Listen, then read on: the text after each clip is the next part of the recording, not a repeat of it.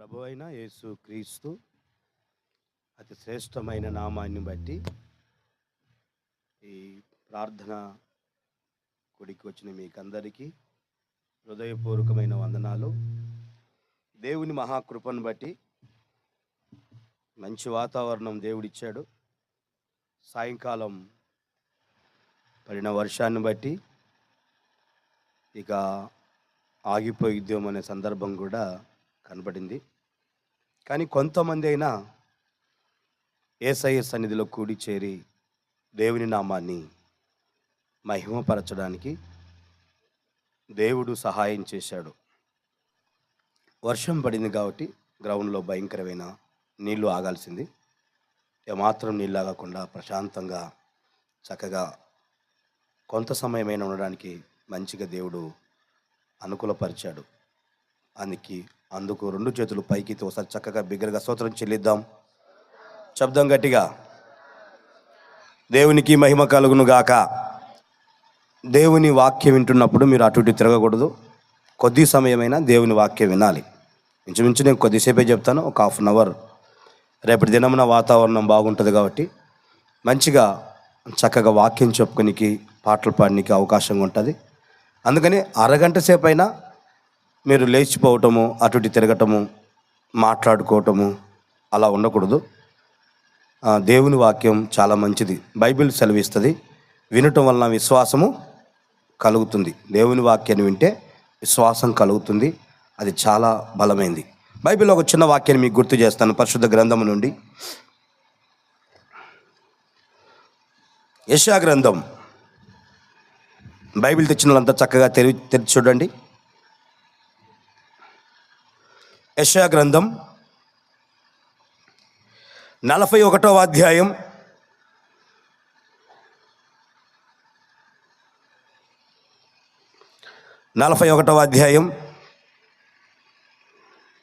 10వ వాక్యం చదువుకుందాం.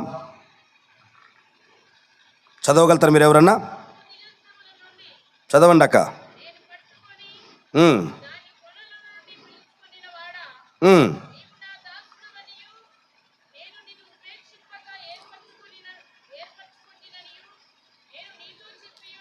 నేను నీతో చెప్పి ఉన్నాను, నీకు తోడై ఉన్నాను, భయపడకుము, నేను నీ దేవుడినై ఉన్నాను, దిగులు పడకుము, నేను నిన్ను బలపరుతును. దేవునికి మహిమ కలుగును గాక. ఇక్కడ మీరు గమనించండి, పరిశుద్ధ గ్రంథంలో యాకోబుతో దేవుడు చెప్పే మాట ఏమని చెప్తున్నాడంటే, దిగులు పడకము, నేను నిన్ను బలపరుస్తాను. వాస్తవానికి యాకోబు జీవితంలో ఎంతో దిగులుతో ఉన్న సందర్భాలు. యాకోబు జీవితమే కాదండి, ప్రతి మనిషి జీవితంలో ఏదో ఒక దిగులుతో మనిషి జీవితాన్ని కొనసాగిస్తున్నాం. ఎన్నో రకాల దిగులు మనిషి వ్యక్తిగత అనుభవంలో కనబడుతున్నాయి. దిగులు అనేది ప్రతి మనిషిలో ఉంది.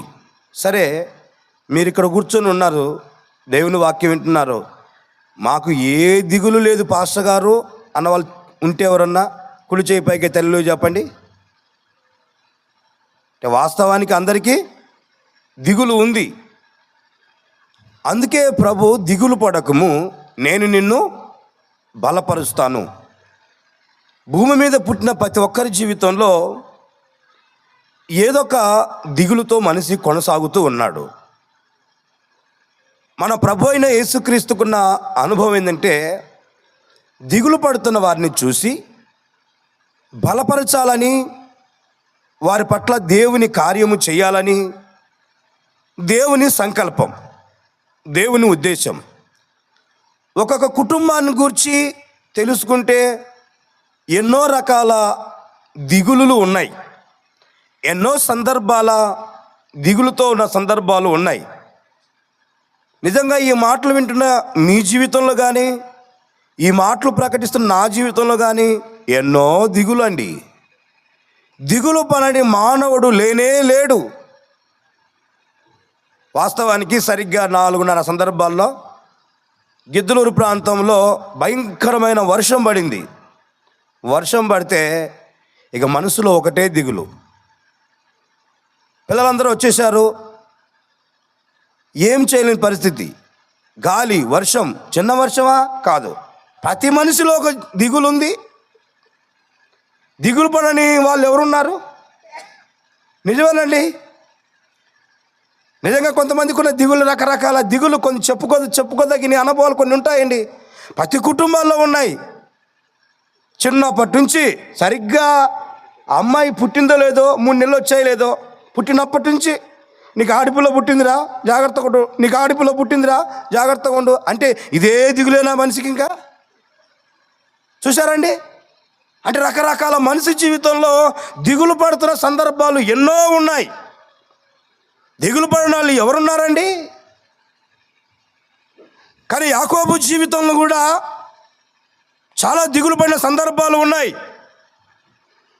ప్రభు అయిన యేసుక్రీస్తు వారు చాలా సందర్భాల్లో యాకోబు జీవితాన్ని ధైర్యపరిచినట్టు, నేను నిన్ను బలపరుస్తాను అని ఎన్నో సందర్భాల్లో తన జీవితంలో ఒక ధైర్యాన్ని అనుగ్రహించాడు.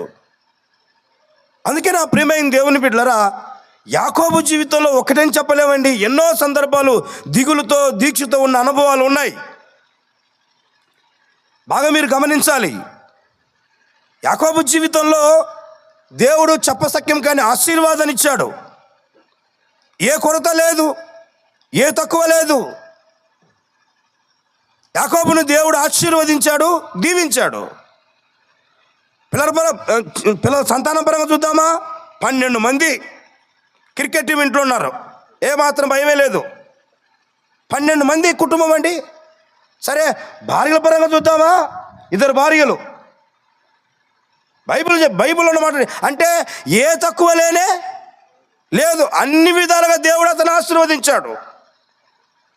కానీ ఎంత ఆశీర్వాదం ఉన్నా, ఎంత డబ్బు ఉన్నా, ఎంత హోదా ఉన్నా, ఎంతమంది పిల్లలున్నా, ఎంతమంది ఓదార్చే వాళ్ళున్నా, ఎంతమంది ఉన్నా సరే తన జీవితంలో చివరికి 20 సంవత్సరాల తర్వాత ఊరు వెళ్తున్నామంటే మనసు అంతా దిగులు అయిపోయింది. ఎందుకంటే 20 సంవత్సరాల క్రితం వాళ్ళ అన్న వెంబడించి గొడవపడి పంపించాడు. మళ్ళీ ఏమవుతుందని చెప్పేసి ఒకే దిగులుతో, అదే దిగులు పెట్టుకొని భార్యను, పిల్లలను, సంతతిని మొత్తాన్ని రేవు దాటించి రాత్రంతా ఒక్కడు ప్రార్థనలో ఉండి ప్రారంభించాడు. అంటే ఎంత దిగులుతో ఉన్నాడో ఒకసారి ఆలకించండి. ఎంత దిగులుతో తన జీవితాన్ని గడుపుతున్నాడో. ఒకసారిగా వచ్చి మీద పడి చంపేస్తాడేమో, సమస్య జరిగిద్దేమో. నిజంగా అండి, చాలా తెలివిగల్లోడు యాకోబు జీవితంలో అండి. ఆయనకు 2 భార్యలు, 2 దాసులు, పిల్లలు అందరూ ఉన్నారు. వాళ్ళన్న విషయానికి భయపడి వరుసగా ఒక్కొక్కరిని పెట్టాడండి.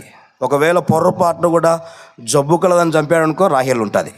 అంటే ఒకరి తర్వాత ఒకరిని పెట్టాడు, ఒకరి తర్వాత ఒకరు మిగులుంటారు. అంటే లాస్ట్లో మాత్రం ఈయనున్నాడు. ఎందుకంటే దిగులండి, ప్రాణం పోయిద్దేమో, చంపేస్తాడేమో, ఏమైపోయిద్దో, ఏం జరిగిద్దో.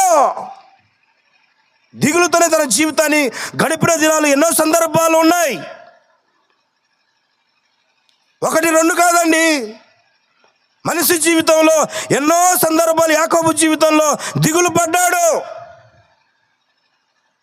ఒకవైపు ఏమో దేవుడు పలకరించి, యాకోబు నేనయ్యా బేతేలు దేవుడు అని చెప్పి అప్పుడప్పుడు పలకరిస్తూనే ఉంటాడు.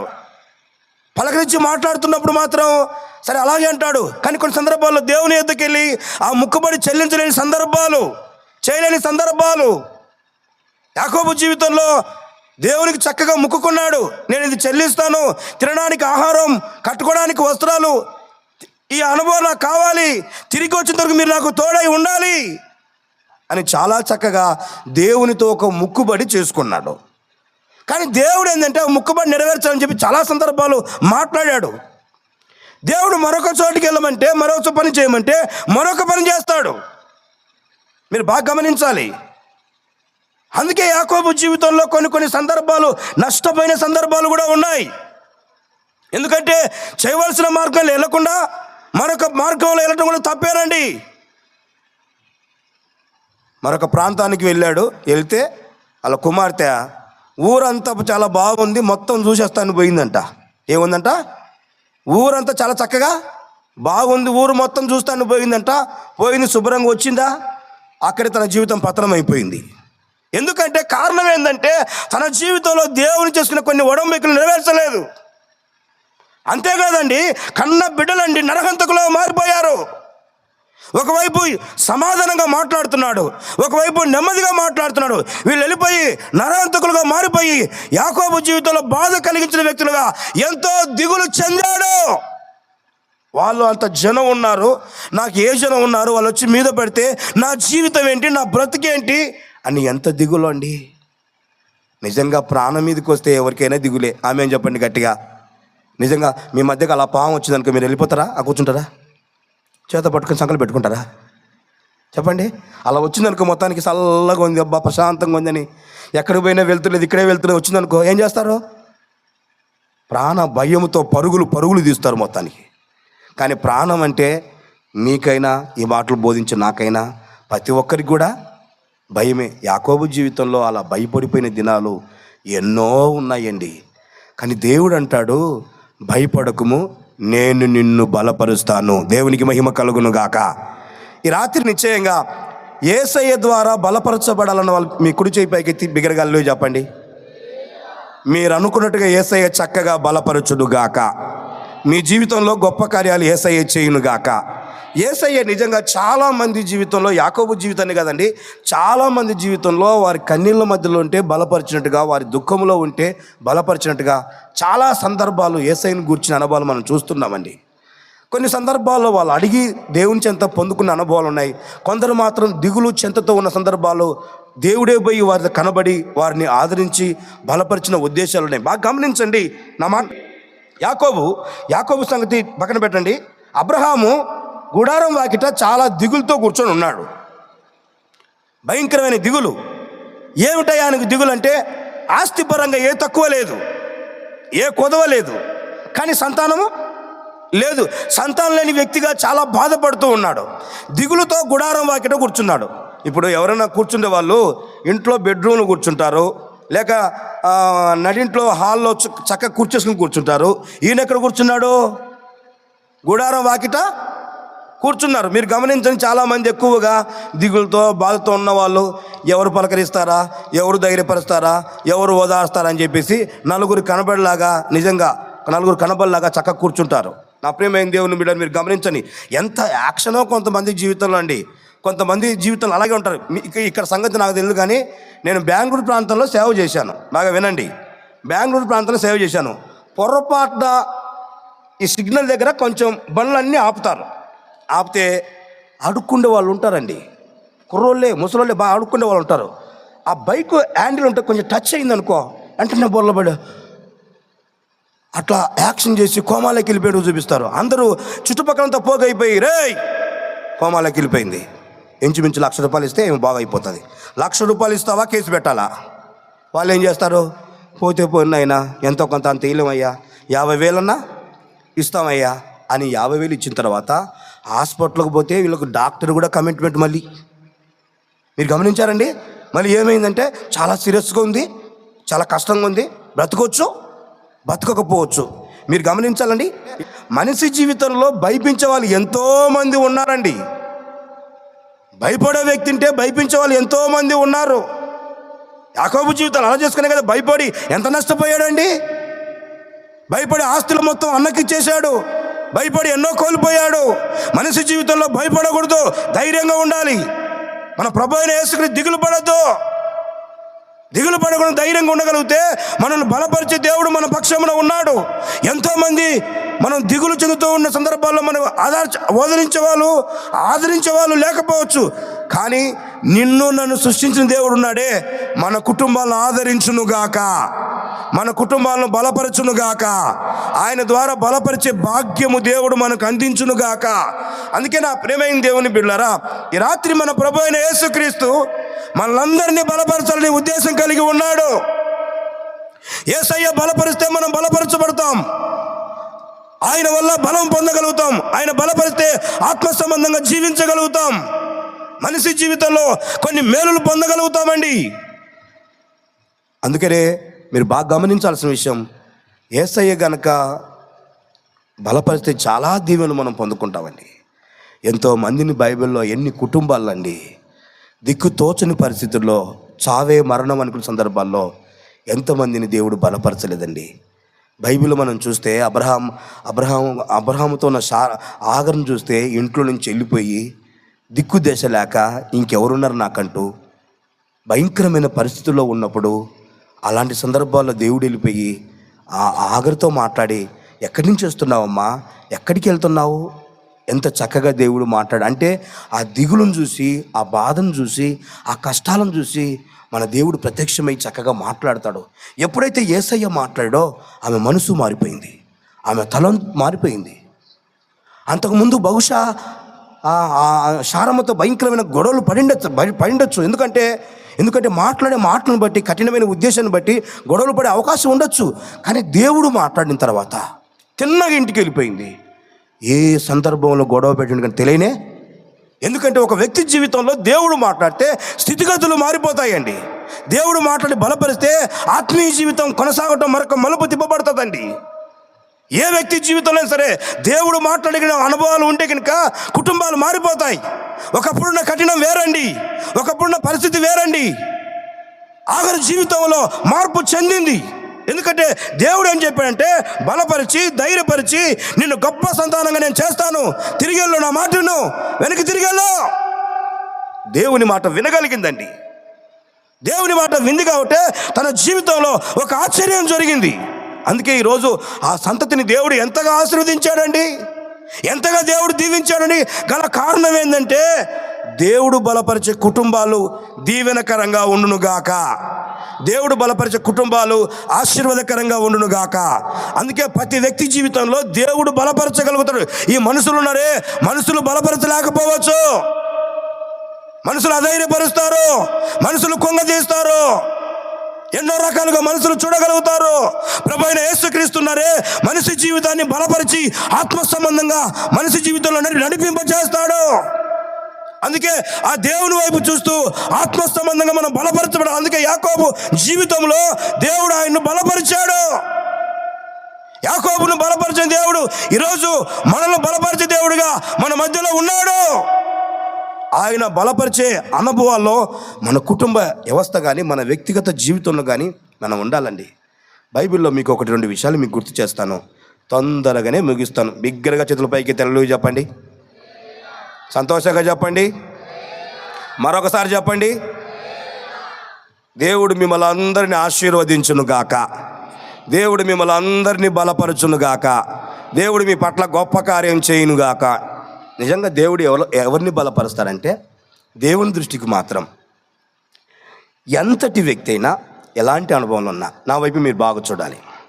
బైబిల్లో సాంసోన్ అని ఉన్నాడు, బాగా గమనించాలి. ఎవరండి? సాంసోన్ గురించి అందరికీ మనకు బాగా తెలుసు. దేవుడు సాంసోన్ను పుట్టక ముందే ఎన్నుకున్నాడు. దేవుడే సాంసోన్ అని పేరు పెట్టాడు. న్యాయాధిపతిగా రాజ్య పరిపాలన సాంసోన్ చేస్తున్నాడు. సాంసోన్కున్న బలం మామూలు బలం కాదు. ఒక్క దవడ ఎముకతో 1000 మందిని చంపగలుగుతున్నాడు. అసలుకు గుండె ధైర్యం ఎవరికి లేదు సాంసోన్ దగ్గర రావడానికి, వచ్చే అవకాశం లేదు. శత్రు సైన్యం వణికిపోతున్నారు, భయపడిపోతున్నారు. ఎంతమంది వచ్చినా ఎవరి వల్ల కాలేదండి, వాళ్ళ వల్ల కాని పరిస్థితి అయిపోయింది. కానీ సాంసోన్ జీవితంలో మీరు గమనించండి, తన జీవితంలో దేవుడు తోడుగా ఉన్నంత వరకు బలపరుస్తపడ్డాడు, ఆత్మ సంబంధంగానే ఉన్నాడు, దీవెనకరంగా ఉన్నాడు. కానీ తన వ్యక్తిగత జీవితంలో లోకం వైపు చూసి లోక ఆశలతో ఎప్పుడైతే అనుభవాన్ని కొనసాగించాడో, లోక ఆశలు ఎప్పుడైతే కొనసాగించాడో, లోకం వైపు ఎప్పుడు చూశాడో మీరు గమనించండి, తిన్నగా తనలో ఉన్న బలం తగ్గిపోవటం ప్రారంభమైంది. తనలో ఉన్న బలమంతా బలహీనుడిగా మారిపోయాడు. ఎంతోమంది జీవితం తన బలం ఉంది అనుకుంటే బలం లేని స్థితిగతుల్లో మారిపోయి అతని చెరసాల మధ్యలో, గుడి మధ్యలో, సంఖ్యల మధ్యలో పెట్టి ఎంత ఆడుకున్నారంటే 2 కళ్ళలో అలా పొడిచారండి. ఏమీ చేయలేని పరిస్థితి అండి. మౌనంగా ఉన్నాడు. ఇసరు విసుకుంటూ ఎంత బానిసత్వంగా అవమానపరుస్తూ, అపహాసం చేస్తూ, ఏలన చేస్తున్నాయి. ఎవరంటే దేవుని బిడ్డే. కోల్పోయిన అనుభవం, ఆత్మను దేవుడు ఎడబాసాడు. అయిపోయాడు, దూరం అయిపోయాడు. భయంకరమైన స్థితిగతులు మారిపోయి ఆత్మీయ జీవితంలో ఏమాత్రము తన జీవితంలో ముందడుగు లేవండి. ఒకప్పుడు మాత్రం 1000 మందిని కొట్టిన వాడే, ఒకప్పుడు చరిత్ర సృష్టించిన వాడే, ఒకప్పుడు బలవంతుడే, ఒకప్పుడు అనుకునేది సాధించిన వాడే, దేవుడు ఏర్పరచుకున్న వ్యక్తే, ఆత్మ సంబంధంగా జీవించిన వ్యక్తే. కానీ ఇప్పుడు మాత్రం చూస్తే సంఖ్యల మధ్యలో, ఏలన చేసే మధ్యలో, అపహాసకుల మధ్యలో భయంకరమైన జీవితం అండి. మనిషికి 2 కళ్ళు ఉంటే చూపు కనపడతాయండి. ఆ కనపడుతున్న 2 కళ్ళు పొడిస్తే కనుచూపు కనపడుతుందా? ఏమీ చేయలేని పరిస్థితుల్లో అలా కళ్ళు తెరుస్తున్న కళ్ళు కళ్ళు మూసుకొని అలా వెతుకుతూ ఉన్నాడండి. ఎంత వెతికిన తన జీవితంలో ఎవరు కనబడిన పరిస్థితి. ఎంత దారుణం అంటే చెప్పుకోవడానికి మాత్రం దేవుడు ఎన్నుకున్నాడని చెప్పుకున్నాడు, కానీ భయంకరమైన పాపిష్టిలో పడిపోయాడు. భయంకరమైన శాపంలో తన జీవితాన్ని నడిపించాడు. ఎచ్చలివిడిగా నా ఇష్టం అంటూ, నాకేంటి బలం ఉందని చెప్పి ఎచ్చలివిడిగా తిరిగాడు. కానీ తన జీవితంలో మాత్రం ఇలాంటి స్థితిగతులు కలుగుతాయని మనుషులు ఎప్పుడు అనుకోలేదండి. చివరికి ప్రాణం కోల్పోయే పరిస్థితి అండి. ఒక్కసారిగా తన మనసులో అనుకున్నాడు. బైబిల్లో మార్చుడండి, న్యాయాధిపతుల గ్రంథం చదవండి, 16వ అధ్యాయము 28వ వాక్యం చదువుకుందాం. అప్పుడు సంసోను, యెహోవా ప్రభువా, దయచేసి నన్ను జ్ఞాపకము చేసుకొనుము, ఈసారి మాత్రమే నన్ను బలపరచుము, నా 2 కన్నుల నిమిత్తము పగ తీర్చుకొనిమ్మని యెహోవాకు మొరపెట్టి, దేవునికి స్తోత్రము కలుగునుగాక.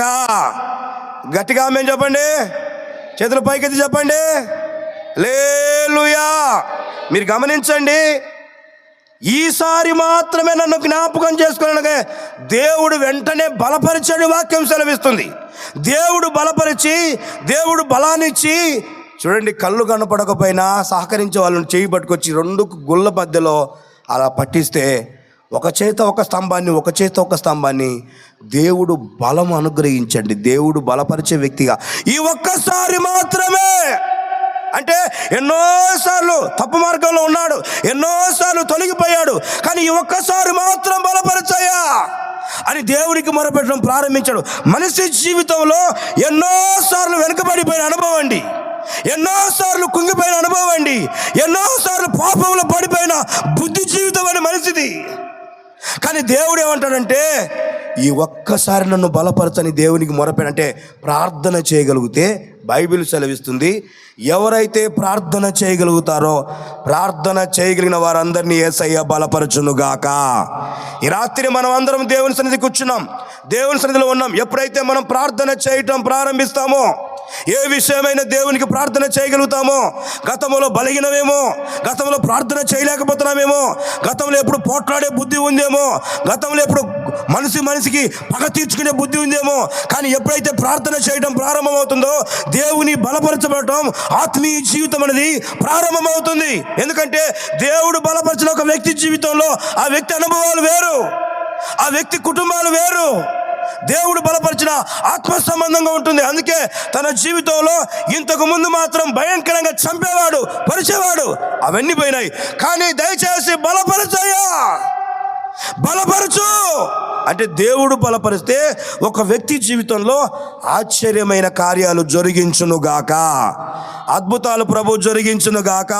ఈ రాత్రి నా ప్రియమైన దేవుని బిడ్డలారా, మన జీవితంలో మనకెన్ని సమస్యలున్నా మనం ప్రార్థన చేసుకోగలిగితే, సంసోను ప్రార్థన ఆలకించిన దేవుడు నీ ప్రార్థన, నా ప్రార్థన ఆలకిస్తాడు.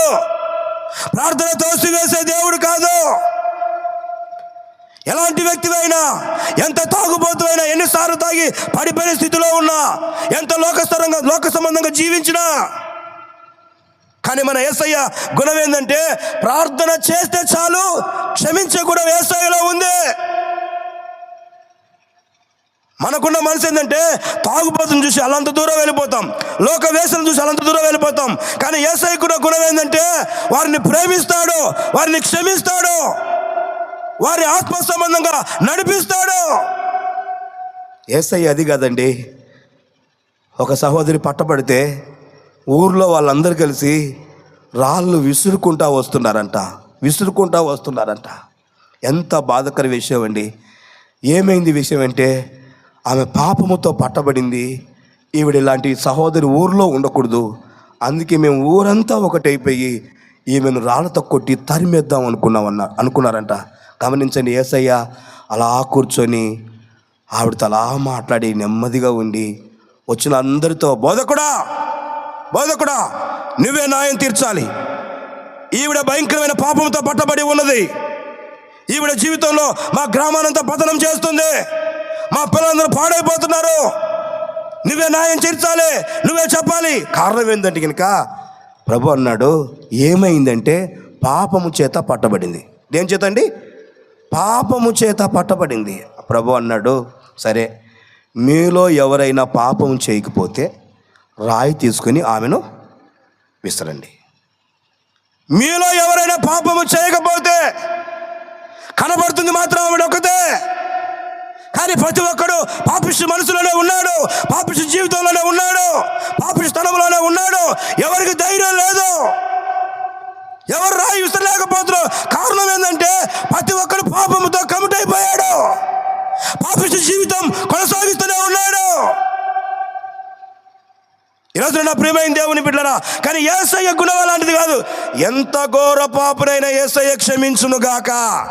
యేసయ్య అందుకే కలవరి శిలువలో రక్తాన్ని చిందించింది, ఎందుకంటే నిన్ను నన్ను క్షమించే దేవుడు. క్షమించకపోతే ఈ మాటలు చెప్తున్న నేనైనా, ఈ మాటలు వింటున్న మీరైనా ఉండరు. ఎన్నో పాపాలు క్షమించాడు, ఎన్నో అక్రమ విషయాలు క్షమించాడు, నీ నోటి మాట విషయంలో క్షమించాడు, నీ ప్రవర్తన విషయంలో దేవుడు క్షమించాడు. అందుకే మనం ఆత్మ సంబంధంగా జీవించగలుగుతున్నాం. ఒకవేళ మన అందరి గురించి ఒకరి గురించి ఒకరు తెలియకపోవచ్చు, మన అందరి గురించి యేసయ్యకి తెలియను గాక. ఆయన అన్ని చూస్తున్న దేవుడు, దేవునికి మహిమ కలుగును గాక. చూశారండి, అందరూ రాయి విసరకుండా తిన్నగా తిరిగి వెళ్ళిపోయారంట. ఏమ్మా ఏం జరిగింది? రాయి విసరలేదా? శిక్షించలేదా? ఎవ్వరూ శిక్షించలేదు. నేను కూడా నిన్ను శిక్షించను, ఇక నుంచి నువ్వు పాపము చేయకు. ఎంత చక్కటి ప్రేమ గలండి. నిజంగా మన యేసయ్య ఎంత చక్కటి వాడంటే, యేసు ప్రభు నమ్మిన ప్రతి ఒక్కరి గుణంలో ప్రేమ ఉండాలండి. ప్రేమ లేని వారు యేసు ప్రభు నమ్మానంటే వాళ్ళు దయ్యాన్ని నమ్మినోళ్ళే. నేను ఖచ్చితంగా చెప్తున్నాను దేవుని సేవకుడిగా, ప్రేమ యేసయ్య ప్రేమ ఉంటే యేసు ప్రభు నమ్మిన వాళ్ళు. యేసయ్య ప్రేమ త్యాగం చేస్తుంది, యేసయ్య ప్రేమ ఆత్మ సంబంధం నడిపిస్తుంది, యేసయ్య ప్రేమ అనేది మనిషి జీవితంలో త్యాగం కలగజేస్తుంది. యేసయ్య ప్రేమ అందుకే కదండి నిన్ను ప్రేమించి కలవరి శిలువలో రక్తాన్ని చిందించి పాయలుగా తన దున్నబడిన సరే యేసయ్య మనల్ని ప్రేమిస్తున్నాడు గనుక, ఆ యేసయ్య ప్రేమ, క్రీస్తు యేసుకున్న ప్రేమ నీ జీవితంలో ఉండాలి. లేకపోతే నీ జీవితంలో ఏ పని చేయి, అది ఆశీర్వాదం కాదు, అది దీవెన కాదు. యేసయ్య ప్రేమ మన జీవితంలో ఎంత విలువైందంటే అంత ఆశీర్వాదంగా ఉండదు యేసయ్య ప్రేమ అండి. ఇంతగా చక్కగా నేను తెల్లటంగి వేసుకొని చక్కగా నిలువుగా వాక్యం చెప్పి యేసయ్య ప్రేమ నాలో లేదనుకో, ఏంటంటే చూస్తున్నారు అంతా, యేసయ్య ప్రేమ నాలో లేదనుకో, చూస్తాడు యేసయ్య. నేను ప్రార్థన చేస్తే కార్యాలు చేస్తాడు, నేను ప్రార్థన చేస్తే అద్భుతం చేస్తాడు, చక్కగా వాడుకుంటూ అంటాడు. కానీ ఒకరోజు మాత్రం ముగింపు దినాలు ఉన్నాయి, అగ్ని ఆరదు, దానికోసం ఎదురు చూడాలి. ఇక్కడేం కాదమ్మా అయ్యా, ఇక్కడేం కాదు, ఇక్కడ శుభ్రంగానే ఉంటాం. నీ నోరు ఉపయోగించు, నీ చేతులు ఉపయోగించు, నీకున్న బడాయి ఉపయోగించు, ఇవన్నీ ఇక్కడ జరుగుతాయి. కానీ ఒకరోజు కళ్ళు మూస్తావు, అక్కడ నీ జీవితంలో అయ్యా నేను చీకటి దయ్యాలు విడిపించానయ్యా, నీ నామం ప్రార్థన చేశానయ్యా అంటే నా నామమును చేశావు, నీ సొత్త పెత్తనం కానే కాదు. అగ్ని ఆరదు, ఏమి చేసే పని లేదు. ఆత్మ సంబంధిత యేసయ్య ప్రేమ, అందుకే మనందరిపైన యేసయ్య ప్రేమ ఉండాలి. యేసయ్య ప్రేమ ఎందుకంటే కలవరి రక్తము చిందించిన ప్రేమ. యేసయ్య ప్రేమ ద్వారా మన కుటుంబాలు కట్టబడాలి. యేసయ్య ప్రేమ ఎంత ఆశీర్వదకరంగా ఉంది. యేసయ్య ప్రేమ ఉంటే మనిషి జీవితంలో రౌడీ కూడా సాధారణంగా ఉంటాడు. ఒకప్పుడు సౌలు పౌలుగా మారకముందు భయంకరమైన పరిస్థితి, అనేక కుటుంబాలను చంపాడు, అనేకులు చంపి చిత్రహింస చేశాడు. యేసు అంటే తల్లిని బిడ్డను, పొట్టలో ఉన్న బిడ్డను కూడా చంపాడు. కారణం ఏంటంటే యేసయ్య ప్రేమ లేదు. దాని గురించి పర్మిషన్ తీసుకొని చంపాడంట, ఎంతో మందిలో చంపాడంట. సంఘాలను చిత్రహింస చేశాడు, సేవకులు చిత్రహింస చేశాడు. కారణం ఏంటంటే యేసయ్య ప్రేమ లేదు. యేసయ్య చూశాడు, దమస్కు మార్గంలో ఒక్కసారి దర్శించాడు. దర్శించిన తర్వాత 2 కళ్ళకు పొరలు రాలిపోయినాయి. దైవ సేవకుడి దగ్గరికి వెళ్ళి ప్రార్థన చేయించుకున్నాడు. తన జీవితంలో బాప్తిజం పొందాడు. ఇక యేసయ్య ప్రేమకు సాక్షిగా జీవించడం, యేసయ్య మాటలు ప్రకటించడం, అనేక సంఘాలు కట్టాడు. బైబిల్లో చూస్తే ఆ దైవ సేవకుని పట్టుకెళ్ళిపోయి చిత్రహింస చేసి కొట్టి కొట్టి కొట్టి కొట్టి శ్వాస కూడా చూస్తే ఇంకా శ్వాస లేదు, చనిపోయాయని చెప్పి ఊడ్చి గిడిచెల్లి పడేశారంట. పడేస్తే ఇంకా చనిపోయాడని చెప్పేసి పడేశారట. కానీ ఆ చివరి కొన ప్రాంతం లేసి భయపడకండి శిష్యులారా అని మళ్ళీ ధైర్యపరచడం, బలపరచడం ప్రారంభం. కారణం ఏంటంటే యేసయ్య ప్రేమ అదే.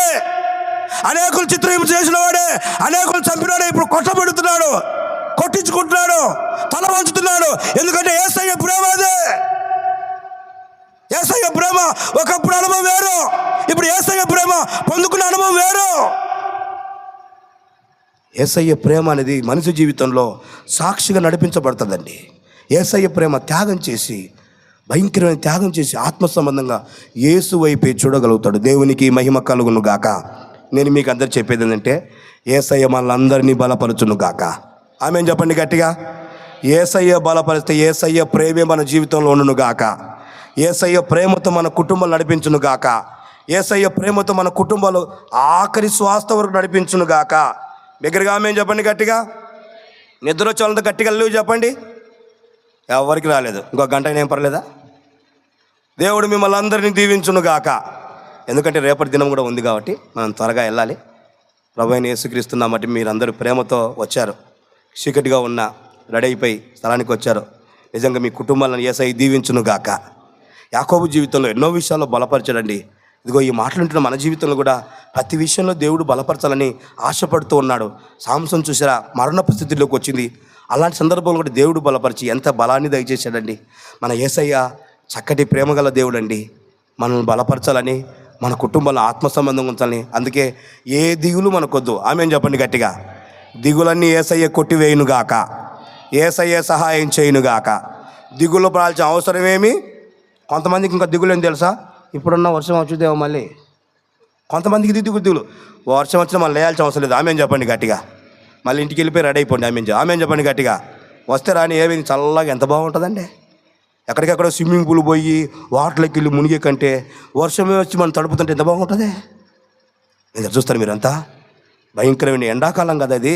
చక్కగా యేసయ్య మనం తడుపును గాక. నిజంగా ఎంత ఆశీర్వాదం అండి వర్షం అంటే.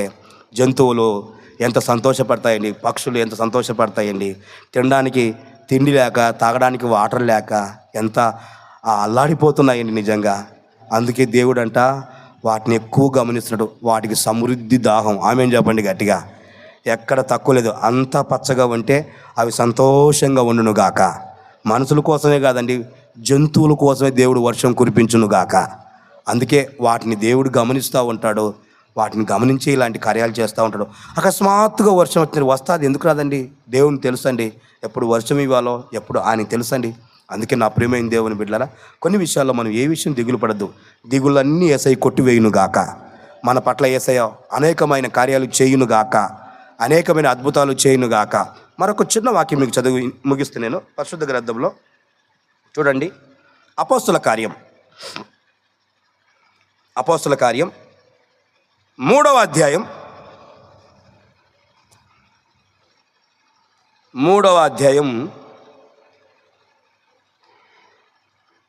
16వ వాక్యం చదువుకుందాం.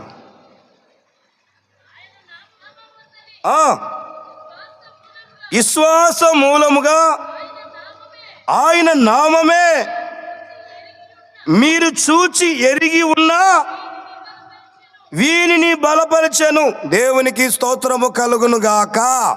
బైబిల్ రాయబడిన విషయం ఏంటంటే, ఒక వ్యక్తిని బలపరచాలంటే విశ్వాసం ఉండాలంట. ఏముండాలండి? విశ్వాసం ఉన్నవారి పట్ల యేసయ్య తప్పకుండా బలపరచును గాక. ఇప్పుడు మనకందరికీ మొట్టమొదట దేవుడు బలపరచాలంటే ఏం చేయాలి? ప్రార్థన చేయాలి. ప్రార్థించిన మనకు ఏముండాలంటే విశ్వాసం కావాలి. ఎంత ప్రార్థన చేసినా నీకు విశ్వాసం లేకపోతే నీ జీవితంలో వెనకబడిపోతావు. అందుకే ప్రార్థించిన మన జీవితంలో విశ్వాసం కావాలి. చూడు, దేవాలయంకి వెళ్తుంటే, దైవజనుడు వెళ్తుంటే కేవలం దైవజనుడు యేసు నామములో కుంటివాని లేపాడండి, స్వస్థత కలగజేసిన కారణం ఏంటంటే వానికి విశ్వాసం ఉంది. వీని చూస్తున్నారే, వీనికి విశ్వాసం ఉంది, అందుకే పూర్ణ స్వస్థత అనుభవిస్తున్నాడు. విశ్వాసం ద్వారా ఒక వ్యక్తి జీవితంలో బలపరచడం జరుగుతుంది. ఎప్పుడైతే మనం విశ్వాసం పొందుకుంటామో, విశ్వాసం ద్వారా ఉంటామో, ఆ విశ్వాసం ద్వారా మన కుటుంబాల పట్ల అనేక కార్యాలు పరిశుద్ధాత్మ దేవుడు చేయాలని, బలపరచాలని కోరుకుంటున్నాడు. అందుకే నా ప్రియమైన దేవుని బిడ్డలారా, ఇది ఇక్కడ దేవుని వాక్యం ఏంటంటే మనకందరికీ సంపూర్ణమైన విశ్వాసం దేవుడు దయచేయునుగాక, దేవుడు కొనసాగించునుగాక. విశ్వాసం అంటే ఒక దైవ సేవకుడు చెప్పింది వినాలి. ఆమెను చెప్పండి గట్టిగా. ఎవరు చెప్పింది వినాలి? దైవ సేవకుడు చెప్పింది వినాలి. మేము చాలా చోట్లకి ఇళ్ళకంతా ప్రార్థన చేయడానికి వెళ్తుంటాం. ఏమ్మా అందరు బాగున్నారా? పెద్ద ఆయన బాగున్నాడా? పిల్లలు బాగున్నారా? అందరూ బాగున్నారంటే, అయ్యా బాగున్నారయ్యా. అదేనయ్యా మా ఆయనే తాగటం మానట్లేదయ్యా అంటది ఆవిడ. సరేలేమ్మా ప్రార్థన చేద్దాము, మారుస్తాలే, దేవుడు గొప్ప కార్యం చేస్తాడు, దేవునికి అసాధ్యమైంది ఏముందమ్మా, దేవుడు ప్రార్థన చేస్తే మారుస్తాలే, ఈ సంవత్సరంలో మారుస్తాలే అంటే, అయ్యా వీడు మారాడయ్యా, నేను ఎంత ప్రార్థన వీడు మారనే. ఆమెకు విశ్వాసం ఉందా లేదా చెప్పండి? విశ్వాసం లేని ఎంతగా మనం ప్రార్థించే ప్రయోజనం ఏమి? ఈరోజు చాలామంది జీవితంలో ప్రయాసపడుతున్నారు, కానీ విశ్వాసం లేని అనుభవాలు. విశ్వాసం అనేది ఆత్మ సంబంధమైన అనుభవం చాలా మంచిది. విశ్వాసం ద్వారా రాజ్యాలు జయించవచ్చు, విశ్వాసం ద్వారా ఏ పనైనా చేయొచ్చు, విశ్వాసం ద్వారా ఎంతవరకైనా కొనసాగవచ్చు. విశ్వాసం అనేది మనిషి జీవితంలో ఎప్పుడైతే ప్రారంభిస్తామో నిజంగా మన జీవితంలో దేవుడు బలపరచడం ప్రారంభిస్తాడు. అందుకే ప్రారంభం మన జీవితంలో విశ్వాసం ఉండాలి. ఏ పనైనా చేయి, విశ్వాసం ద్వారానే చేయాలి. కొంతమంది చూస్తే నిజంగా విశ్వాసం ఉండదండి. విశ్వాసం ద్వారా చాలా వెనుకబడిపోయిన మార్గం. మరి ఈ మాటలు వింటున్న మీకు అందరికీ చూస్తుంటే మంచి విశ్వాసం ఉన్నట్టుంది, మంచి విశ్వాసం కలిగిన కుటుంబాలు ఉన్నట్టున్నారు, ఇంచుమించు దేవుని బిడ్డలు ఉన్నట్టున్నారు. ఒకసారి చూద్దాం. విశ్వాసం ఉన్న వాళ్ళంతా చేతులు పైకి తల్లిలో చెప్పండి. చూసారా? కొంచెం డౌట్గా చెప్తున్నారు. గట్టిగా చెప్పండి, మరోసారి చెప్పండి, మరోసారి చెప్పండి. విశ్వాసం కలిగినంత మొత్తం పాకిస్తాన్ మీకు యుద్ధానికి వెళ్దాం రండి, మొత్తం గన్నులు పట్టుకొని యుద్ధానికి వెళ్దాం. చూసారండి, నిజంగా బైబిల్ రాయబడింది 32,000 మంది యుద్ధానికి బయలుదేరట. ఎంతమంది అండి? మామూలు విషయం కాదు. 32,000 మంది యుద్ధానికి బయలుదేరితే ఇక మనకు మించింది లేదు, మన మీదకి ఎవరు రాడు, వాళ్ళు 35,000 మందినా పర్లేదు, మనం మాత్రం 32,000 మంది అని ధైర్యంతో, దైవ సేవకంతో, గిద్యోనుతో ఎంతోమంది ధైర్యపరుస్తూ ముందుకెళ్తుంటే దేవుడు అంట, గిద్యోను కాస్త ఆగయ్యా. ఏంటి ప్రభు అంటే, ఒక్కసారి ఆగు. ఈ జనాల్లో కొంతమంది అధైర్యపడుతున్న వాళ్ళు ఉన్నారు, దిగులు చెందేవాళ్ళు ఉన్నారు. ఏం దిగులు? తుపాకీతో కాల్చితే నా భార్య పిల్లలు ఏమైపోతారో, పొరపాట్ల మెదుడు మీద కాలితే ఏమవుతుందో అని అంటే కొంతమంది జీవితంలో మీరు గమనించండి. నా ప్రియమైన దేవుని బిడ్డలారా, ఆత్మ సంబంధంగా మనిషి జీవితంలో భయపడిపోయి వణుకుతున్నారంట. అంటే విశ్వాసాన్ని కోల్పోయారు. ఒకసారి గిద్యోను ఒక అనౌన్స్మెంట్ చేయ అంటే, దయచేసి గమనించండి, ఈ యుద్ధంలో మీరు ఎవరైనా రాని వాళ్ళు, భయపడే వాళ్ళు, వణుకుతున్న వాళ్ళంటే తిరిగి మీ ఇళ్ళకు మీరు వెళ్ళిపోవచ్చు అంటే 32,000 మందిలో గమనించండి, ఎన్ని వేల మంది? 32,000 మందిలో 22,000 మంది పక్కకి వెళ్ళిపోయారంట. ఎన్ని వేల మంది అండి? 22,000 మంది.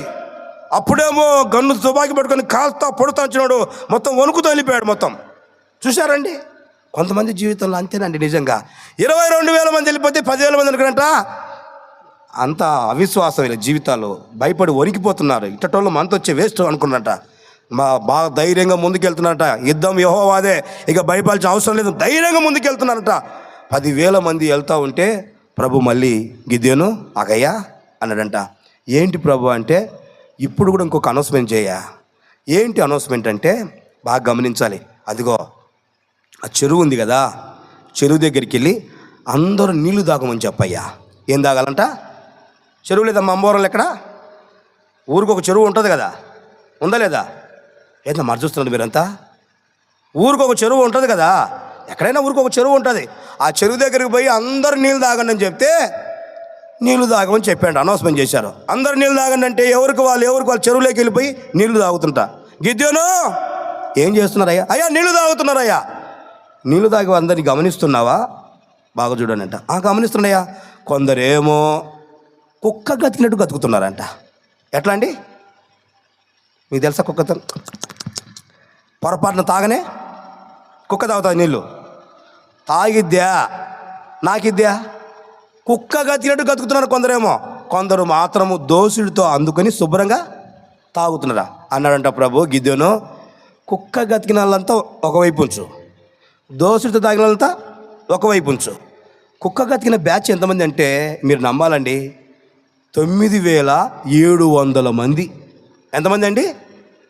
9700 మంది. నేను చంపుతాం పొడుస్తామని సరే 9700 పక్కన పెట్టేసే 300 మంది మాత్రమే యుద్ధానికి వెళ్ళాలి. ఎంతమంది వచ్చారండి? 32,000 మంది. 32,000 మంది అండి. ఆ మధ్య మిలిటరీ ఒక అతను చక్కగా వచ్చినప్పుడు అంతా కనబడి, ఈ ప్రాంతంలో కాదు వచ్చినప్పుడు కనబడి, భయంకర కష్టాలు ఉంటాయన్న ప్రార్థన చేయండి, తిరిగి వచ్చినప్పుడు మీరు ప్రార్థన చేస్తున్న అప్పుడప్పుడు అంటే సరే మంచిదన్న అన్న. కొందరు ధైర్యంగా ఉంటారు, కొందరు ఇబ్బంది పడే వాళ్ళు ఉంటారన్న. వాళ్ళ ఫ్రెండ్ ఉన్నాడంట, ఎప్పుడైనా చిన్న అనౌన్స్మెంట్ చేస్తే యుద్ధానికి పోయినప్పుడంట వాడు గన్ను పట్టుకుంటేనే చేతులు కాలు వణుకుతాయంట, పట్టుకుంటే చేతులు కాలు వణుకుతాయంట అని చెప్పేసి ఏదైనా శబ్దం వస్తేనే మనిషి వణికిపోతాడంట. ఫ్రెండ్ ఏం చేశాడంట, వీడిని బట్టి నేను కూడా యుద్ధం చేయలేకపోతుందని చెప్పేసి వాడు గన్ను పట్టుకొని చూస్తూ ఉంటే సూటిగా వాడిని చైని కాల్చేశాడంట. కారణం ఏంటంటే వానికి ధైర్యము రావాలని చెప్పేసి వాడిని చూస్తే మరొక అనుభవం వణుకొస్తుందంట. అంటే కొంతమంది భయపించే వాళ్ళు ఉంటారు, వణికిపోయే వాళ్ళు ఉంటారు. వీళ్ళ జీవితం చూడండి, మీరు గమనించండి. ఎంతమంది అంటే 32,000 మందిలో చివరికి మిగిలింది 300 మందే. ఎంతోమంది ప్రయాణం చేస్తూ ఉంటున్నారండి, కానీ దేవుడు ఎన్నుకుంది మాత్రం 300 మందే. అవిశ్వాసం, అధైర్యం, భయం, వణుకు, ఏమవుతుందో ఏం జరగబోతుందో అని భయపడిపోతున్న అనుభవాలు చాలా కుటుంబాలు ఉన్నారు. కానీ విశ్వాసం ద్వారా బలపరచబడింది ఇదేనండి. ఈ 300 మంది ద్వారా దేవుడు యుద్ధం చేసినట్టుగా మనం చూస్తున్నాం. వాళ్ళు 35,000 మంది అయినా వీళ్ళు 300 అయినా భయంకరమైన ధైర్యవంతులు. ధైర్యంగా జీవించే విశ్వాసం చాలా విలువైందండి. ఈరోజున మన వ్యక్తిగత జీవితంలో విశ్వాసం ద్వారా ఏ పనైనా చేయగలుగుతాం, ఏ అనుభవాలైనా ముందుకు వెళ్ళగలుగుతాం. విశ్వాసాన్ని కోల్పోయామంటే కనుక చాలా వెనకబడిపోతామండి. ఈ రోజున విశ్వాసం ఎంత విలువైందంటే అంత విలువైందండి. విశ్వాసం ద్వారా మన కుటుంబాలు నడవాలండి, విశ్వాసం ద్వారా మన కుటుంబాలు బలపరచబడాలండి. అందుకే నేను సేవకుడు గుర్తు చేస్తున్న అప్రియమైన దేవుని బిడ్డరా, ప్రభువైన యేసుక్రీస్తు వారు మనకు చక్కటి విశ్వాసం ద్వారా, విశ్వాసం అనేది చాలా గొప్పదండి. విశ్వాసం లేని వాళ్ళు చాలామంది, ఎంతోమంది వెనకబడిపెట్టుగా మనం చరిత్ర లేఖనంలో చూస్తున్నాం. ఈరోజున విశ్వాసంతో ఉండాలని ఒక సేవకుడిగా మీకు గుర్తు చేస్తున్నాను. విశ్వాస మార్గంలో మనం ఎప్పుడైతే కొనసాగిస్తామో, విశ్వాస మార్గంలో ఎప్పుడైతే ఉంటామో, బలపరిచే దేవుడు మన యేసయ్య మనతో కూడా ఉంటాడని వాక్యం సెలవిస్తుంది. ప్రతి విషయంలో విశ్వాసం, విశ్వాసం, విశ్వాసం. విశ్వాసం ద్వారా చనిపోయిన వాళ్ళు కూడా విజయంతో లేగలుగుతారు. విశ్వాసం ఉండాలండి. విశ్వాసం లేకుంటే ఏ పని చేయలేం. ప్రభువైన యేసుక్రీస్తు వస్తున్నాడు. మార్తా ఉంది, మార్తా మార్తా నేనే జీవం, నేనే మార్గం, చనిపోయినా ఒకడు తిరిగి లేస్తాడంటే అయ్యా అంత్యదినం లేస్తున్న సంగతి మాకు కూడా కారణం ఏంటంటే విశ్వాసం లేదు. విశ్వాసం లేని మార్గాలు బోధకుడు ఎంత చెప్తున్నా కూడా వింటుంది, కానీ విశ్వాసం లేని మార్గాలే ఉన్నాయి. ఇప్పుడైతే ఏమైంది అంటున్నాడు, కానీ మరి అందే సంపూర్ణమైన విశ్వాసం.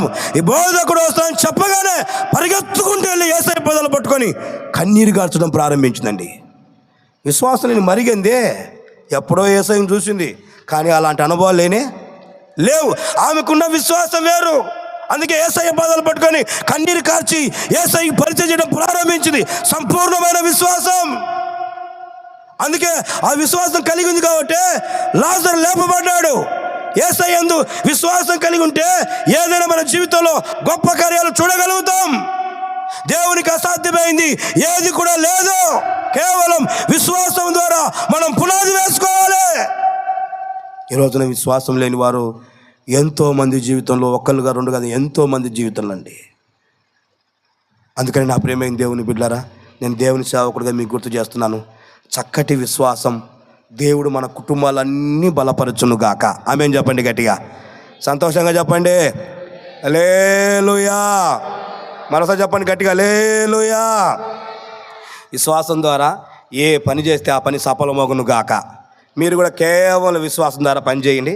విశ్వాసం ఉండి ఏ పని చేసినా నా ప్రభువైన యేసుక్రీస్తు మీతో కూడా ఉండును గాక.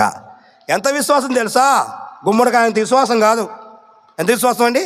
తలకాయంత విశ్వాసం కాదు, మామిడికాయంత విశ్వాసం కాదు. ప్రభువైన యేసుక్రీస్తు అంటాడు, ఆవగింజ అంత. ఎంత అండి? నాకు ఆవగింజ అంత విశ్వాసం ఉంది పాస్టర్ గారు అన్న ఎవరి చేతుల పైకి తెలియదు చెప్పండి. చూసా ఆవగింజ అంత. ఎంత అండి? చూసా ఆవగింజకి అంత విశ్వాసం ఉంటే చాలంట. అందుకే ఆవగింజంత విశ్వాసం జీవితంలో ఉంటే ఏ పని సాధించగలుగుతావు. ఆవగింజంత విశ్వాసం. మనిషి వ్యక్తిగత జీవితంలో ఈరోజు విశ్వాసం లేక వెనకబడిపోతున్న అనుభవాలు ఎన్ని లేవండి? నీ బలహీనతో చిక్కుకున్న అనుభవాలు ఎన్నో ఉన్నాయి, కేవలం విశ్వాసం లేక. అందుకే యేసయ్య నీకు చిన్న విశ్వాసం ఉంటే చాలు. ఆవగింజకున్న విశ్వాసం ఏంటంటే, మీరు కావాలంటే వంట చేసి తాలింపు పెట్టి ఇంటి వెనక పడేసేయండి, దానికి ఉన్న విశ్వాసం నేను మళ్ళీ పెరుగుతాను. ఏం చేస్తుంది? నన్ను నాటాల్సిన అవసరమే లేదు, నీళ్లు పోయాల్సిన అవసరమే లేదు, నేను మళ్ళీ పెరిగి కొమ్మలు అయిపోతాను. ఎంత విశ్వాసం అండి! నిజంగా వాటిని చూసి మనం నేర్చుకోవాలండి. అలాంటి విశ్వాసం మన జీవితంలో ఉండాలండి. అలాంటి అనుభవాలు మన జీవితంలో ఉండాలండి. విశ్వాసం లేని వారి జీవితంలో మనం ఉండకూడదు. అందుకే ప్రభువైన యేసుక్రీస్తు, విశ్వాసం లేని వారు ఎంతకాలం మీతో కూడా నేను ఉంటాను, విశ్వాసం కలిగి జీవించాలి కదంటే ప్రభువైన యేసుక్రీస్తు. విశ్వాసం ద్వారా మన జీవితంలో ఎన్నో కార్యాలు చేయాలని, ఎన్నో అద్భుతాలు చేయాలని, ఎన్నో మహత్కార్యాలు చేయాలని ప్రభువైన యేసుక్రీస్తు వారు తలంచుతున్నాండి. బైబిల్ అంతట్లో యేసు ప్రభు వారు విశ్వాసం ద్వారా అనేక కార్యాలు చేశారండి. ప్రభు అంటాడు, ఇంతటి విశ్వాసం కలిగిన వ్యక్తి నేను ఎక్కడ చూడలేదే.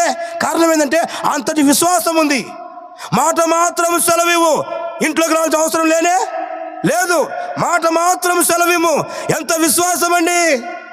ఈరోజున యేసయ్యను గురించి అలాంటి చక్కటి విశ్వాసం మన జీవితంలో ఉంటే ఆయన మాట మాత్రమే చాలు. చనిపోయి లేవగలుగుతాడు, సూచక్రియలు చేయగలుగుతాడు, వ్యాధులు బాగైపోతాయి, స్వస్థత కలుగుతాయి, అనేక అద్భుతాలు జరుగుతాయి, సూచక్రియలు జరుగుతాయి కేవలం యేసయ్య విశ్వాసము ద్వారా. ఈరోజు మనం అలాంటి విశ్వాసం అనేది పునాది వేసుకోవాలని ఒక సేవకుడుగా మీకు మళ్ళీ గుర్తు చేస్తున్నాను. అందుకే నా ప్రియమైన దేవుని బిడ్డరా, దేశమంతటా మనల్ని అందరినీ బలపరచాలని, యథార్థవంతులు దేవుడు దేశమంతటా సంచరిస్తూ ఉన్నాడంట. యథార్థంగా ఉండాలి, మనల్ని బలపరచాలి, మన కుటుంబాలను బలపరచాలి, మన కుటుంబాలకు దీవెన కలగ చేయాలి. ఎంత చక్కగా ఉద్దేశం. అందుకే ఈ రాత్రి నా ప్రియమైన దేవుని బిడ్డరా, సంపూర్ణమైన విశ్వాసం మన కుటుంబ వ్యవస్థలో ఉండాలని ఒక సేవకుడిగా గుర్తు చేస్తున్నాను. అందుకని చక్కటి విశ్వాసంతో ఏ పని చేసినా, అది ఇండ్లు ప్రారంభించినా, పొలంలో విత్తనం వేసినా, ఏది చేసినా సంపూర్ణమైన విశ్వాసంతో మనం చేయగలిగితే యేసయ్య మనతో కూడా ఉంటాడు. విశ్వాసం ద్వారా అనేక కార్యములు మనం ప్రారంభించగలుగుతామని దేవుని వాక్యం సెలవిస్తుంది. నేను మీకు ఒకటే చెప్పగలుగుతాను, మన ప్రభు అయిన యేసుక్రీస్తు ఎవరంటే మన దిగులన్నీ కొట్టివేయునుగాక. ఆమేన్ చెప్పండి గట్టిగా. అందుకని దిగులు పడకు, నేను నిన్ను బలపరుస్తాను. ఎన్నో దిగులు మన జీవితంలో ఉండొచ్చు, కానీ యేసయ్య ద్వారా బలపరచబడితే, యేసయ్య వాక్యం ద్వారా బలపరచబడితే మన కుటుంబాలు ఎన్నో ఆశీర్వాదకరంగా దీవెనకరంగా ఉంటాయండి. కానీ ఎంతోమంది జీవితంలో యేసు మాటలు విన్నా ఆ బలపరచబడే ఉద్దేశము, బలపరచే అనుభవాలు కొన్ని కోల్పోతున్నారండి. కానీ యేసయ్య మాత్రం బలపరిచి స్వాస్థంగా ఉంచి దేవుని యొక్క రాజ్యానికి చేర్చాలి, ఆత్మ సంబంధంగా ఉంచాలని దేవుడు ఆశపడుతున్నాడు. అందుకే నా ప్రియమైన దేవుని బిడ్డలారా, ఈరోజు మీరు గమనించాల్సిన ఉద్దేశం ఒకటే, ఎంత ఘోర స్థితిలో ఉన్నా, ఎంత తప్పుడు మార్గంలో ఉన్నా ప్రార్థన చేసేవారిగా ఉండాలి. అనుదినం ప్రార్థన చేయాలి. ఎప్పుడెప్పుడు ప్రార్థన చేయాలండి? అనుదినం. టిఫిన్ ఆకలి టిఫిన్ తింటున్నాం కదా, మధ్యాహ్నం భోజనం చేస్తున్నాం కదా, రాత్రి భోజనం చేస్తున్నాం కదా. అనుదినం మనం ప్రార్థన చేసేవారంటే ప్రార్థన చేసే అనుభవం దేవుడు చూస్తాడు. ప్రార్థన ద్వారా అనుదినము మన యేసయ్య బలపరచును గాక. నిజంగా నేను సేవకు చెప్తే మీరందరూ అనుదినం ప్రార్థన చేయితే రోజు యేసయ్య మిమ్మల్ని బలపరుస్తాడండి. రోజు యేసయ్య బలపరుస్తాడండి. నిజంగా విశ్వాసంగా ఉంటే రోజు యేసయ్య మీతో కూడా ఉంటాడండి. ఇలాంటి అనుభవాలు మన జీవితంలో ప్రారంభించగలిగితే నిజంగా అనేక కార్యాలు బైబిల్ రాయబడింది. ఆయన బలపరిచి మన ప్రక్కలో ఉంటాడంట, అనేక సమస్యల నుంచి విడిపిస్తాడంట, మనల్ని బలపరుస్తాడంట, ఎన్నో కార్యాలు మన పక్క నుండి యేసయ్య చేస్తాడు. నిజంగా ఇప్పుడు ఈ మాటలు వింటున్నారు కదా, మన ప్రక్కలో యేసయ్య ఉన్నాడు. ఆమేన్ చెప్పండి గట్టిగా. మన ప్రక్కలో ఉన్నాడు కాబట్టి మనం యేసయ్య మాటలు వింటున్నామండి. బైబిల్ చెప్తుంది, తండ్రి ఆకర్షించకుండా ఎవరు నా యుద్ధకు రాడు, జుట్టు పట్టుకొచ్చి ఇక్కడ కూర్చోబెట్టిన ఎవరు కూర్చోరు. తండ్రి ఆకర్షించాడు కాబట్టి ఈ స్థలంలో మనం కూర్చుంటున్నాం. తండ్రి ఆకర్షించాడు కాబట్టి దేవుని మాటలు వింటున్నాం. అందుకే నేను ఒక్కటే కోరుకుంటా, యేసయ్య ద్వారా మన కుటుంబాలు బలపరచబడును గాక, యేసయ్య ద్వారా చక్కటి విశ్వాస మార్గాలను గాక, యేసయ్య ద్వారా అనేక శ్రమల నుంచి విడిపించబడి దేవుడే బలపరచును గాక. అందుకే నా ప్రియమైనది, ఇలాంటి అనుభవాలు మన కుటుంబాలకు దయచేయును గాక, ఇలాంటి ఉద్దేశాలు మన కుటుంబాలకు అనుగ్రహించును గాక. ప్రభు అయిన యేసుక్రీస్తు వారు ఈ మాటలన్నీ దీవించును గాక. ఆమేన్. మోకరిని చిన్న ప్రార్థన చేసుకుందాం. పరిస్థితుల్లో కూడా సర్వశక్తుడైన దేవుడు దిగివచ్చి సమస్తమును మహిమకరంగా జరిగించినందుకు కొరకై స్తోత్రం చెబుదాం. స్తోత్రం, స్తోత్రం, స్తోత్రం, స్తోత్రం, స్తోత్రం, స్తోత్రం. తన సేవకుని బలపరిచి శ్రేష్టమైన వాక్కులను ఈ ప్రాంత ప్రజలందరికీ అనుగ్రహించిన యేసయ్యకు స్తోత్రం చెబుదాం. స్తోత్రం, స్తోత్రం, స్తోత్రం, స్తోత్రం, స్తోత్రం. చెవి యొగ్గి ఆలకించిన ప్రతి వారి మదిలో, జీవితాలలో నూరంతలుగా వాక్యమును ఫలభరితంగా మార్చనై యేసయ్యకు స్తోత్రం చెబుదాం. స్తోత్రం, స్తోత్రం, స్తోత్రం, స్తోత్రం, స్తోత్రం, స్తోత్రం. దయచేసి అందరు ఆకాశం వైపు రెండు చేతులెత్తి ఒక సంపూర్ణమైన నిశ్చయతో తీర్మానం కలిగి ప్రార్థన చేసుకునండి. మీ కొరకు దైవ సేవకురాలు ప్రార్థన చేస్తారు. పరిశుద్ధుడైన మా తండ్రి, జీవాధిపతి అయిన యేసయ్య, మీకు స్తోత్రం చెల్లిస్తున్నాను ప్రభువా. దైవ సేవకుల ప్రేరేపణను బట్టి ఈ ప్రాంతంలో తండ్రి 2 దినాలు సభలను ఏర్పాటు చేయడానికి మీరు చూపిన అపారమైన ప్రేమ కొరకై మీకు స్తోత్రం చెల్లిస్తున్నాను. ఈ మొదటి దినం సభను ప్రభువా మీకు స్తోత్రాలయ్యా. ప్రతికూల వాతావరణంలో కూడా నా తండ్రి వర్షాన్ని మీరు ఆపి ప్రభువా మేఘములో నీటిని దాచి తండ్రి మీకు స్తోత్రాలు. ఒక అద్భుతమైనటువంటి కార్యమును ప్రభువా మీరు జరిగించి ఈ మొదటి దిన కూడికను ప్రభువా మీరు ఆశీర్వాదకరముగా మార్చుకున్నందులకై మీకు స్తోత్రం చెల్లిస్తున్నాను. నా తండ్రి ఈ రాత్రి కాలంలో కూడిక ద్వారా మీరు మహిమ పొందినందుకు స్తోత్రాలేసయ్యా. సమస్తాన్ని సమకూర్చినందుకు మీకు స్తోత్రాలు. ప్రతి ఆటంకమును మీరు తొలగించినందుకు మీకు స్తోత్రాలు. పరిశుద్ధాత్మదేవ, ఈ ప్రాంతంలో ఉన్న ప్రజలతో దూరాన సమీపాన మీ సన్నిధిలో కూడుకొని ఉన్నటువంటి బిడ్డలందరితో మీ దాసుని నోట మీ మాటలు ఉంచి కూడి వచ్చిన మా అందరితో మీరు ముచ్చటించిన మీ శ్రేష్టమైన మాటల కొరకై మీకు స్తోత్రం చెల్లిస్తున్నాను. నా తండ్రి మీకు స్తోత్రము నాయన. భయపడకము, నేను నీ దేవుడనై ఉన్నాను. దిగులు పడకము, నేను నిన్ను బలపరుతును అని నీ వాక్య భాగాలలో నుండి మీరు మాట్లాడినందుకై మీకు స్తోత్రం చెల్లిస్తున్నాను. దిగులుతో, భయముతో నాయన, అవిశ్వాసముతో, ఆందోళనతో నా తండ్రి బలహీనతల్లో ఉండి నాయన నలిగిపోతూ బాధపడుతూ నాయన మీ సన్నిధిలో బలము లేక, శక్తి లేక నాయన కన్నీరు మున్నీరుగా విలపిస్తూ అవిశ్వాసముతో నాయన సాగిపోతున్న నీ బిడ్డలతో మీరు మాట్లాడినందులకై నీకు స్తోత్రం చెల్లిస్తున్నాను. దిగులు పడకము, నేను నిన్ను బలపరుస్తానన్నావు తండ్రి. నిజమే ప్రభువా, ఒక్కొక్కరిని మీరు బలపరిచినందులకై స్తోత్రం. ఈ మొదటి దిన కూడికలో ప్రభువా బలమైన శక్తితో ప్రభువా మీరు దిగి వచ్చి ప్రతి వారి బలహీనతల్లో మీ శక్తిని పరిపూర్ణం చేసినందులకై మీకు స్తోత్రం చెల్లిస్తున్నాను. నా తండ్రి మీకు స్తోత్రం నాయన. ఒక్కొక్కరి మీద మీ కను దృష్టి నిలిపి ప్రభువా అలనాడు యాకోబు జీవితంలో చేసినటువంటి ఒక బలమైనటువంటి కార్యమును నీ బిడ్డల్లో మీరు జరిగిస్తున్నందుకు స్తోత్రం చెల్లిస్తున్నాను.